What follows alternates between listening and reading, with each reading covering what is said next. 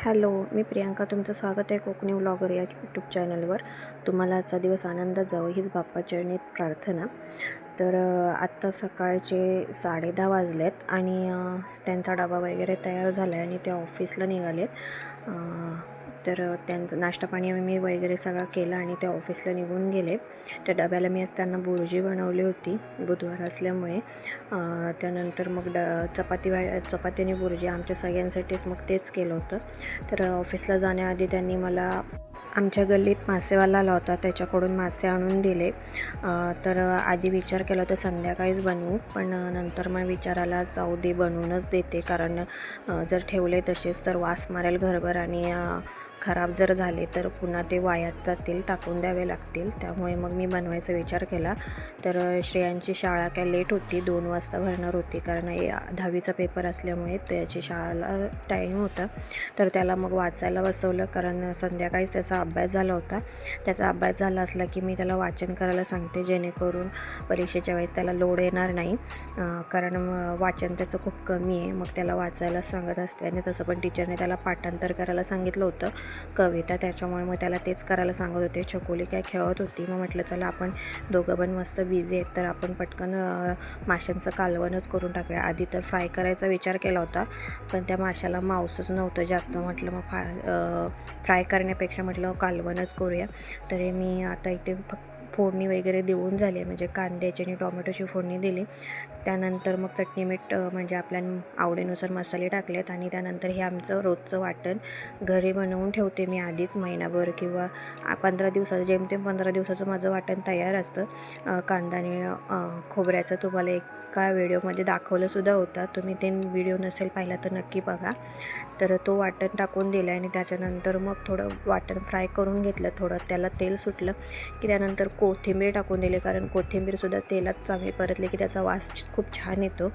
मग ते सगळं परतून झाल्यानंतर थोडं पाणी घातलं, म्हणजे जेवढं आपल्या मासे शिजायला जेवढं पाणी हवं आहे तेवढं पाणी घालून घ्यायचं.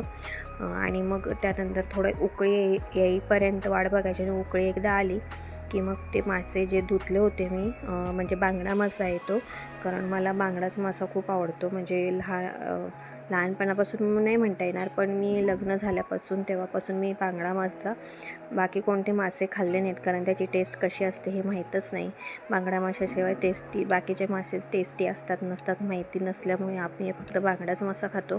आणि मी जास्त करून मासे खात नाही, मला आवडत नाही, कारण ते काटे काढा, शोधा आणि मग खा, मला खूप कंटाळवाणं वाटतं.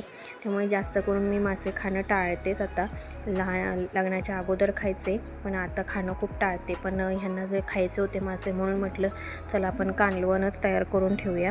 मागच्या वेळेस फ्राय केले होते. मग आता हे कालवण माझं तयार झालं होतं. मासे दिले होते टाकून, त्याच्यात अर्धा किलो आणले होते त्यांनी.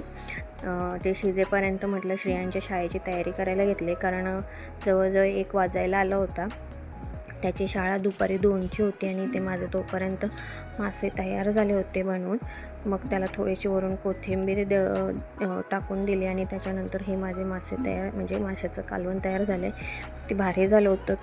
म्हणजे आम्ही संध्याकाळीच खाणार होतो, कारण माझं दुपारचं जेवण झालं होतं. आता श्रेयांना शाळेत स्कूलमध्ये सोडून आल्यानंतर मग छकुलीलासुद्धा जेवायला दिलं.